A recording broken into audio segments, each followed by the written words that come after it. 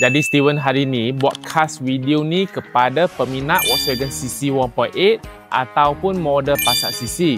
Jadi untuk model ni sebenarnya untuk harga servis tak mahal mana, 300 lebih, fully sintetik, siap filter, siap upah pasang. Lepas tu masa servis kita akan buat health check, mechanical check, electronic check. Lepas tu kita akan test drive, tengok ada apa bunyi ke tak, masalah wear and tear ataupun masalah elektronik. Kalau contohnya terkena masalah macam engine oil temperature panas, oil cooler dia sudah ada masalah sumbat, baik cepat-cepat tukar dulu. Kalau contohnya nak tukar oil cooler gasket, union joint dengan upah pasang biasa adalah lebih kurang RM800. Lepas tu kalau contohnya kena masalah coolant air bocor, biasanya yang kita kena adalah kat coolant tank sana. Kalau contohnya coolant tank kena tukar, coolant tank end cap atas tu kena tukar, flush coolant sekali dengan upah pasang biasa adalah lebih kurang 200 lebih. Kalau contohnya terkena twin pipe depan engine sana yang selalu bocor kan, siap flush coolant dengan upah pasang sekali, biasa adalah dekat 300 lebih. Untuk model water pump dia pun agak common bocor. Kalau kena water pump, flush coolant, tukar union joint, dia punya water pump belt tu siap dengan upah pasang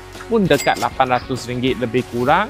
Lepas tu kalau contohnya kena masalah suspension sana ada bunyi iok ke, mungkin contohnya dari anti roba link sana rosak, siap dengan upah pasang adalah dekat RM200 lebih kurang. Kalau contohnya terkena luar bus sana pecah kan, sana ada 4 biji bus dengan lower arm ball joint, semua ni buat sekali lebih kurang RM800. Jadi untuk harga body kereta memang agak murah, tapi masalahnya lepas dengan maintenance ni sebenarnya masih ada masalah lain.